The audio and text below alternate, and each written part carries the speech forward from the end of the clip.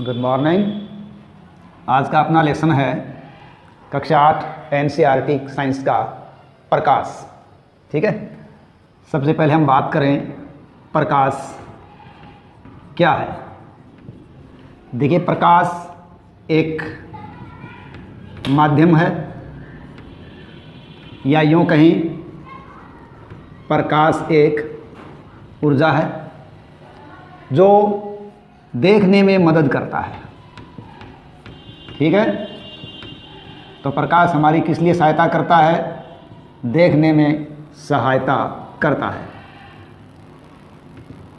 तो प्रकाश एक प्रकार की ऊर्जा, एक माध्यम है जो वस्तुओं को देखने में सहायता करता है। देखिए, हम किसी वस्तु को देखते हैं, चाहे वो कोई भी वस्तु हो, उस वस्तु से आने वाले प्रकाश को हम देखते हैं, क्योंकि प्रकाश उस वस्तु से परावर्तित होकर आ रहा है।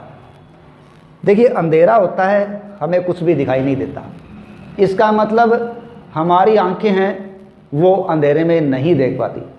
तो हमारी आंखें जब वस्तु को देखती हैं तो वो या तो वस्तु से उत्सर्जित प्रकाश के कारण देखती है या वस्तु से परावर्तित प्रकाश के कारण देखती है।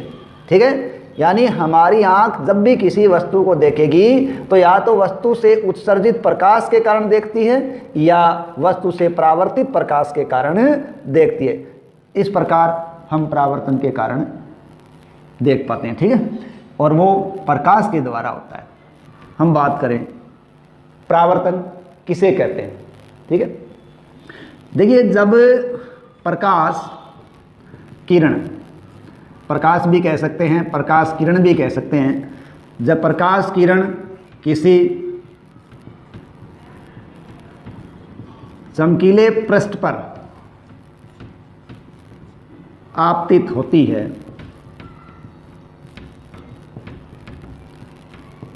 तो परावर्तित होकर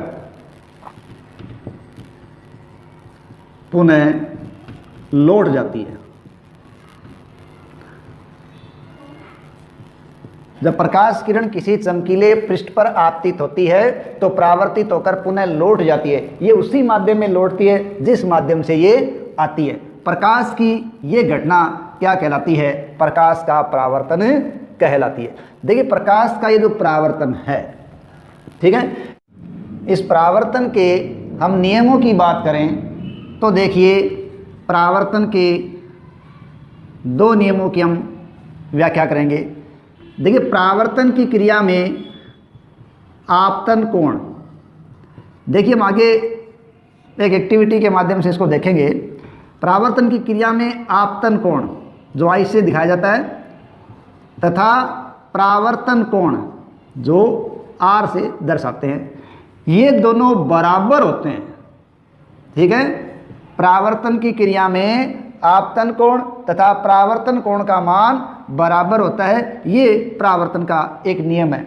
दूसरा नियम है कि आपतित किरण, परावर्तन की क्रिया में आपतित किरण, परावर्तित किरण, और तीसरा है अभिलंब।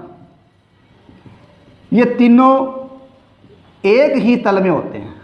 क्या होते हैं? एक ही तल में होते हैं। इनको हम अब एक क्रियाविधि के द्वारा यहाँ देखने का प्रयास करेंगे कि आपतन कोण परावर्तन कोण बराबर होते हैं, आपतित किरण परावर्तित किरण और अभिलंब एक ही तल में होते हैं। ठीक है, देखिए, इसके लिए एक कागज़ की शीट है, उस कागज़ की शीट को बिछाते हैं। ठीक है, हम मान लेते हैं हमारा ये बोर्ड है, वो एक कागज़ की शीट है। उस कागज़ की शीट पर हम क्या करते हैं? एक कंघा रखते हैं। क्या रखेंगे? कंघा। अब इस कंघे के एक हिस्से को छोड़कर सारे हिस्से को काले कागज़ से ढक देते हैं। ठीक है, इस पूरे कंघे को हमने केवल एक भाग को छोड़ा है, इसके एक दंते को हमने छोड़ा है, बाकी सारे को हमने काले कागज़ से बंद कर दिया। फिर हमने क्या किया? फिर हमने जहाँ से इसको छोड़ा है वहाँ से हमने टॉर्च से रोशनी का एक पुंज यहाँ डाला।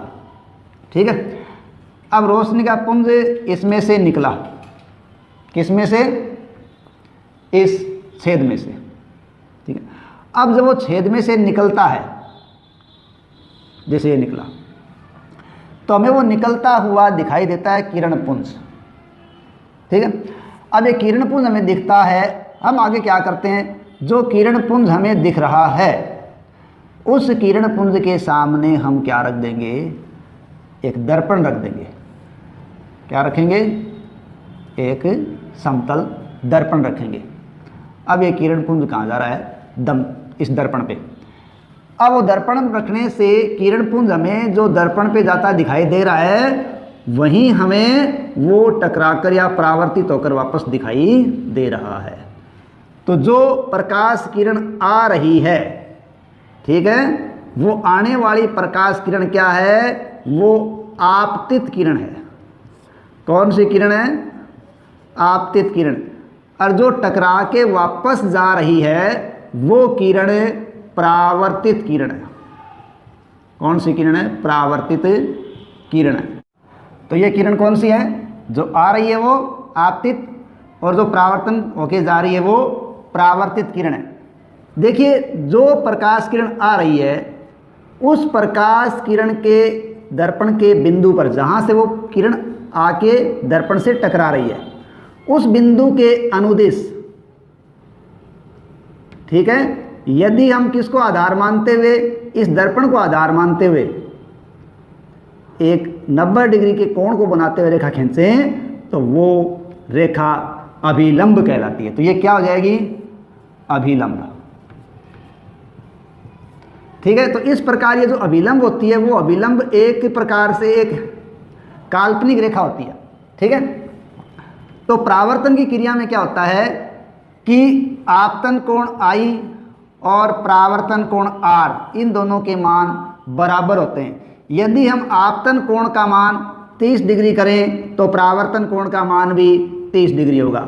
यहाँ हम आपतन कोण 50 डिग्री कर दें तो परावर्तन कोण भी 50 डिग्री होगा।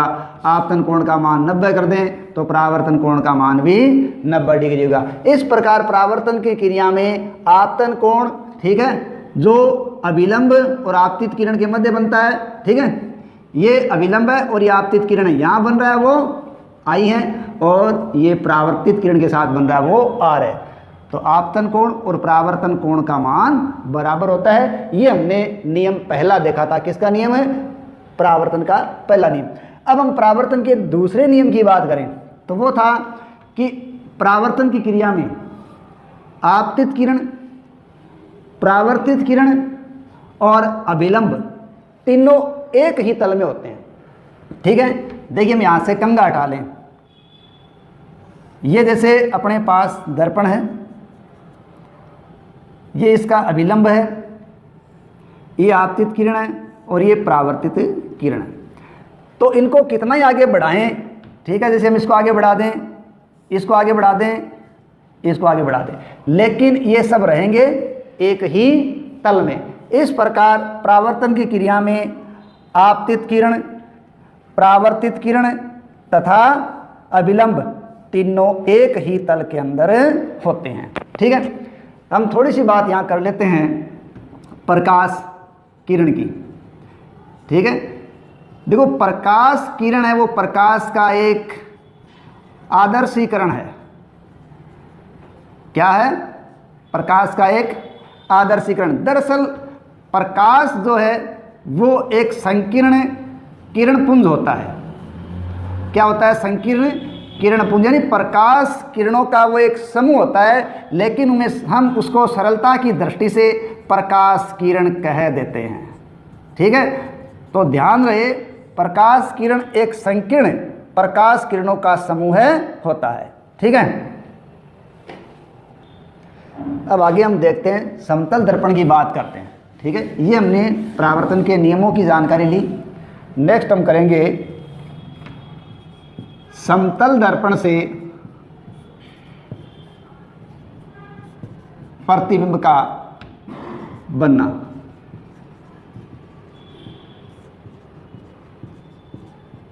बनने की स्थिति। देखिए समतल दर्पण से जब प्रतिबिंब बनता है तो उसके क्या लक्षण होते हैं, क्या उसकी विशेष बातें होती है। देखिए साधारण हम ये मान लें कि ये एक समतल दर्पण है, ठीक है। इस समतल दर्पण पर ये प्रकाश किरण आ रही है, ठीक है, ये प्रकाश किरण आ रही है। ये प्रकाश किरणें हैं वो परावर्तित होकर ये जा रही है, ठीक है। ये इनका क्या हो रहा है, परावर्तन होना है। यहाँ से आ रही है और ये परावर्तन होना है, और ये हमारी आँख है वो इसको देख रही है, ठीक है। तो हमारी आँख इसको देख रही है। हमें ऐसा प्रतीत होता है कि ये जो प्रकाश किरणें हैं वो दर्पण के सामने से न आकर दर्पण के पीछे से आती हुई प्रतीत होती है। इन किरणों को हम आगे बढ़ाएं, इस प्रकार इसको ऐसे बढ़ाएं तो दर्पण के पीछे वो मिलती हुई प्रतीत होती है। मिलती नहीं है, क्यों? हमें पता है कि वो इधर से आ रही हैं, लेकिन हमें लगता है वो दर्पण के पीछे से आ रही है। तो समतल दर्पण से जब प्रतिबिंब बनेगा तो उसके कुछ विशेष गुण होंगे। जैसे समतल दर्पण से बनने वाला प्रतिबिंब हमेशा कैसा बनेगा, सीधा बनेगा, ठीक है। दूसरी बात, समतल दर्पण से बनने वाला प्रतिबिंब वस्तु के बराबर होगा, यानी जितनी बड़ी वस्तु है उतना ही बड़ा प्रतिबिंब है, ठीक है। तीसरी बात, समतल दर्पण से जो प्रतिबिंब बनता है वो दर्पण से उतनी ही दूरी पर बनता है जितनी दूरी पर वस्तु दर्पण से होती है। यानी ये वस्तु मान लीजिए 5 सेंटीमीटर यदि दूर है तो इसमें प्रतिबिंब भी 5 सेंटीमीटर दूर बनेगा, ठीक है, दूरी बराबर रहेगी।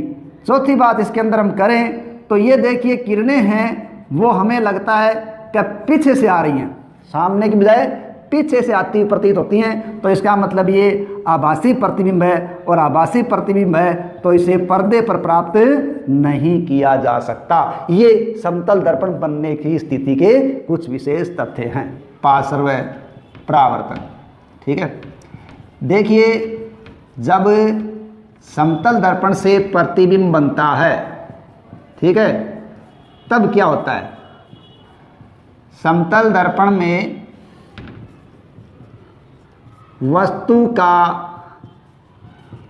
दायां भाग, ठीक है, कौन सा भाग, दायां भाग बाईं तरफ तथा बायां भाग दाईं तरफ दिखाई देता है, ठीक है, तरफ दिखाई देता है। यह स्थिति पार्श्व परावर्तन कहलाती है, ठीक है। जब समतल दर्पण में हम देखते हैं तो हमें वस्तु का दायां भाग बाईं ओर और बायां भाग दाईं ओर दिखाई देता है। यह स्थिति पार्श्व परावर्तन कहलाती है। अब हम परावर्तन के प्रकार के बारे में पढ़ते हैं। देखो परावर्तन के जो प्रकार है उनमें एक तो होता है नियमित परावर्तन, क्या है, नियमित परावर्तन, और दूसरा है विसरित परावर्तन। तो पहले हम देखते हैं नियमित परावर्तन। नियमित परावर्तन में क्या होता है कि जब प्रकाश किरणें हैं वो किसी समतल चमकीले धरातल पर आपतित होती हैं तो टकराकर एक ही दिशा में परावर्तित हो जाती हैं। तो जब प्रकाश किरणें समतल चमकीले धरातल पर आती हैं तो सभी किरणें टकराकर एक ही दिशा में परावर्तित होकर चली जाती हैं। ये परावर्तन नियमित परावर्तन या समतल परावर्तन कहलाता है। वहीं क्या होता है कि जब प्रकाश किरणें किसी खुरदरे धरातल पर आती है तो परावर्तित प्रकाश है वो अलग अलग दिशाओं के अंदर चला जाता है, ठीक है। इस प्रकार का परावर्तन जिसमें आपतित प्रकाश परावर्तित होकर अलग अलग दिशा में चला जाता है वो विसरित या अनियमित परावर्तन कहलाता है। यहाँ विशेष बात को ध्यान रखें कि जो विसरित परावर्तन है उस परावर्तन में परावर्तन के नियमों का पालन होता है। यह नहीं है कि परावर्तन के नियमों का पालन नहीं हो रहा है, लेकिन ये हमेशा दिखाई क्यों देता है? क्योंकि जो प्रश्न हमने लिया है वो अनियमित या खुरदरा प्रश्न है, इस वजह से ये परावर्तन हमें अलग अलग दिखाई दे रहा है, लेकिन इसमें परावर्तन के नियमों का पूरा पालन होता है। नेक्स्ट इसमें हम देखें, क्या सभी वस्तुओं को परावर्तित प्रकाश के कारण देख पाते हैं? नेक्स्ट हम बात करेंगे, क्या हम वस्तु देखते हैं तो उन सभी वस्तुओं को परावर्तित प्रकाश के कारण देख पाते हैं? परावर्तित प्रकाश से देख पाते हैं। देखिए यहाँ हम दो बात करेंगे, एक हम बात करेंगे प्रदीप्त की और दूसरी बात करेंगे दीप्त की, तीसरी बात हम चाहें तो कर सकते हैं अदीप्त की। सबसे पहले हम बात दीप्त की करेंगे, ठीक है। ऐसी वस्तुएं या ऐसी सामग्री जो स्वयं का प्रकाश उत्सर्जित करती है वो कहलाती है दीप्त वस्तुएं। यानी ऐसी वस्तुएं या ऐसी स्थिति जो हम वस्तु का दर्जा दे सकते हैं इनको, जो स्वयं का प्रकाश उत्सर्जित करें वो क्या कहलाते हैं? वो कहलाती है दीप्त वस्तुएं।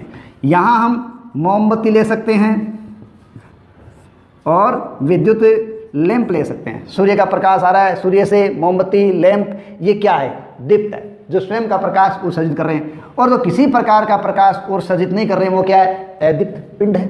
लेकिन वहीं यहाँ हम बात कर रहे हैं प्रदीप्त की, तो वे वस्तुएं जो दूसरे के प्रकाश से चमकती है, दूसरे के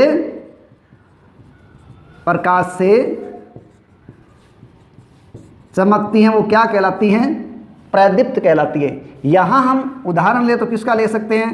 चंद्रमा का, ठीक है। चंद्रमा का खुद का प्रकाश नहीं है, लेकिन चंद्रमा किसके प्रकाश को प्राप्त करके चमक रहा है? सूर्य के प्रकाश को प्राप्त करके चमक रहा है। इस प्रकार चंद्रमा है वो प्रदीप्त का उदाहरण है। नेक्स्ट देखते हैं कि परावर्तित प्रकाश को क्या पुनः परावर्तित कर सकते हैं? पुनः परावर्तित कर सकते हैं। देखिए ऐसा होता है, परावर्तित प्रकाश को हम पुनः परावर्तित कर सकते हैं, ठीक है। इसका हम एग्जाम्पल लें तो एक साधारण है परिदर्शी। परिदर्शी क्या होता है? ये दो समतल दर्पणों से मिलकर बनाया जाता है। किससे बना होता है? दो समतल दर्पणों से बना होता है परिदर्शी। अब परिदर्शी क्या काम आएगा? देखिए परिदर्शी इसलिए काम आते हैं कि पनडुब्बियों, टैंकों, ठीक है, तथा बंकरों में छिपे सैनिकों द्वारा बाहर की वस्तुओं को देखने के लिए इनका इस्तेमाल किया जाता है, ठीक है। देखो बंकरों में जो सैनिक है तो वो सैनिक बाहर की गतिविधियों को देखने के लिए परिदर्शियों का इस्तेमाल करते हैं। क्यों? कि वो दो समतल दर्पणों से बना होता है और वो प्रकाश को पूरा परावर्तित कर देता है। तो इस प्रकार टैंकों, बंकरों और पनडुब्बियों के लिए बाहर की स्थिति देखने के लिए इसका इस्तेमाल करते हैं। इसका मतलब परिवर्तित प्रकाश को पुनः परिवर्तित किया जा सकता है। और इसी का दूसरा एग्जाम्पल हम लें तो वो हो सकता है बहु प्रतिबिंब। क्या हो सकता है? बहु प्रतिबिंब। देखिए बहु प्रतिबिंब है क्या? एक प्रतिबिंब है, उसको हम कई बार देखें वो कहलाता है बहु प्रतिबिंब। देखिए एक समतल दर्पण है, ठीक है। समतल दर्पण के सामने कोई वस्तु रखी जाती है तो समतल दर्पण में उसका प्रतिबिंब बनता है। वहीं हम वस्तु के पीछे वैसा ही प्रतिबिंब दर्पण रख दें तो सामने वाले दर्पण में बना हुआ प्रतिबिंब परावर्तित होकर पीछे वाले दर्पण में भी बनेगा। और इस प्रकार वो कितने प्रतिबिंब बनाएगा इसका कोई अंदाज़ा नहीं है। हम साधारण रूप से इसको एग्जाम्पल में लें तो हम नाई की दुकान में जाके देखें तो वहाँ अपन दाढ़ी करवाते हैं, कटिंग करवाते हैं, तो सामने हमारे एक दर्पण लगा होता है और वैसा ही दर्पण वो पीछे लगाते हैं, ठीक है। उन दर्पणों में हम सामने देखते हैं तो हमें हमारे अनंत प्रतिबिंब दिखाई देते हैं। इस प्रकार मतलब परावर्तित प्रकाश को पुनः परावर्तित किया जा सकता है। और बहु प्रतिबिंब जो समतल दर्पणों में से दिखाई देता है वो इसी का एक उदाहरण है। ठीक है। तो बहुप्रतिबिंब एक स्थिति ऐसी है जो हमें ये बताती है कि परावर्तन का बार बार परावर्तन हो रहा है। और समतल दर्पणों को आमने सामने रख दिया जाए तो बनने वाले प्रतिबिंब कितने होंगे? अनंत। आगे बढ़ते हैं, बहुप्रतिबिंब। देखिए बहुप्रतिबिंब की जहाँ तक हम जानकारी लें, देखिए जब दो समतल दर्पणों को हम लें, ठीक है, और दो समतल दर्पणों को अपन विशेष कोण पर रखें तो उनके बीच बनने वाले प्रतिबिंब अलग अलग प्रकार के होते हैं। अक्सर हम देखते हैं कि मान लीजिए हमने दो ये दर्पण लिए समतल समान आकार के और दोनों के किनारों को प्लास्टिक टेप से हमने चिपका दिया और उनको 90 डिग्री पर रखा। जब 90 डिग्री पर रखते हैं तो उनके बीच में हम कोई मोमबत्ती, ठीक है, या हम उसमें कोई अन्य वस्तु रखते हैं और उस वस्तु के प्रतिबिंब देखते हैं तो वो प्रतिबिंब हमें 3 दिखाई देते हैं। कितने दिखाई देते हैं? 3। इन्हीं दर्पणों को जब अलग अलग कोण पर, 3 कब दिखाई देंगे? जब इनको 90 डिग्री पर रखा जाएगा। इसी प्रकार अलग अलग कोण पे रखें, 45 डिग्री, 60 डिग्री, 75 डिग्री, यानी कोई भी डिग्री पर अलग अलग रखें तो बनने वाले प्रतिबिंबों की संख्या अलग अलग होगी। लेकिन इन्हीं प्रतिबिंबों को जब आमने सामने रख दिया जाए, कैसे रख दिया जाए? आमने सामने रख दिया जाए, तब क्या होता है कि बनने वाले प्रतिबिंबी को संख्या बहुत ज़्यादा होती है। और ये स्थिति में कहाँ देखते हैं? नाई की दुकान में सब कटिंग करवाने जाते हैं तो हमें वो पीछे का दृश्य दिखाने के लिए, यानी पीछे की कटिंग कैसी हुई है, वो दर्पण का इस्तेमाल करता है। तो वहाँ दर्पण सामने भी लगा होता है और पीछे भी लगा होता है, वो दर्पण आमने सामने होते हैं। तो इस प्रकार वो दर्पण जब आमने सामने लगे होते हैं तो उनमें एक दूसरे के प्रतिबिंब बनते हैं और बनने वाले प्रतिबिंबों की संख्या अनेक होती है, अनंत होती है। और ये स्थिति क्या है? बहुप्रतिबिंब है, ठीक है। तो हम यूँ कह सकते हैं कि जब दो दर्पणों को, कैसे दर्पणों को? समतल दर्पणों को अलग अलग कोणों पर रखा जाता है तो उनसे बनने वाले प्रतिबिंब भी अलग अलग प्रकार के होते हैं, ठीक है। और ये स्थिति है, समतल दर्पणों को अलग अलग कोण पे रखने की स्थिति क्या कहलाती है? बहुप्रतिबिंब बनाने में काम आती है, ठीक है। अब जो बहुप्रतिबिंब है उस स्थिति का इस्तेमाल केलाइडोस्कोप बनाने में किया जाता है। क्या बनाने में? केलाइडोस्कोप बनाने में इन समतल दर्पणों का इस्तेमाल करते हैं। अब केलाइडोस्कोप की आवश्यकता देखिए किसे है? केलाइडोस्कोप होता क्या है कि जो लोग अलग अलग पैटर्न या अलग अलग डिजाइन बनाते हैं उन लोगों के लिए केलाइडोस्कोप का इस्तेमाल जरूरी होता है। देखिए केलाइडोस्कोप की खास बात है कि वो एक बार एक ही पैटर्न बनाएगा, दोबारा वो पैटर्न वो नहीं बनाता। तो जो लोग दीवारों पे चिपकाने वाले जो कागज़ है, ठीक है, दीवारों के कागज़, इसी प्रकार वस्त्रों पर पैटर्न या डिज़ाइन बनाने वाले जो कलाकार है वो क्या करते हैं? नए नए डिज़ाइन है उनको देखने के लिए, बनाने के लिए केलाइडोस्कोप या बहुप्रतिबिंब का इस्तेमाल करते हैं। इस प्रकार समतल दर्पणों से बहुप्रतिबिंब बनाए जा सकते हैं और उसका इस्तेमाल करके केलाइडोस्कोप बना सकते हैं। और केलाइडोस्कोप के माध्यम से जो कलाकार हैं वो दीवारों पर चिपकने वाले अलग अलग पैटर्न के कागज़ और वस्तुओं के पैटर्न है उन पर छपाई के अलग अलग डिज़ाइन बनाने वाले इसमें काम ले सकते हैं। प्रकाश की नेक्स्ट अपन स्थिति देखें, ठीक है, कि प्रकाश वो श्वेत है या रंगीन, कैसा है? देखिए प्रकाश को अक्सर हम श्वेत प्रकाश के रूप में देखते हैं, लेकिन यही प्रकाश 7 रंगों से मिलकर बना होता है। कितने रंगों से मिलकर बनता है? 7 रंगों से मिलकर बनता है। और 7 रंगों का जो समूह है वो हमें श्वेत प्रकाश के रूप में दिखाई देता है, ठीक है। और ये जो स्थिति है उसके बारे में हम और अध्ययन कर सकते हैं और वो करते हैं वर्ण विक्षेपण। किसका? प्रकाश का। प्रकाश का वर्ण विक्षेपण है क्या? देखिए श्वेत प्रकाश है उसका अलग अलग रंगों में विभक्त होना, श्वेत प्रकाश का अलग अलग रंगों में विभाजित होना या विभक्त होना प्रकाश का वर्ण विक्षेपण कहलाता है। और जब ये अलग अलग रंगों में विभक्त होता है तो 7 रंगों में विभक्त होता है। और ये स्थिति प्रकाश के इंद्रधनुष बनने में देख सकते हैं। जो घटना अक्सर बरसात के दिनों में होती है उसमें कितने रंग होते हैं? 7। तो श्वेत प्रकाश का अलग अलग रंगों में विभाजित होने की क्रिया प्रकाश का वर्ण विक्षेपण कहलाती है।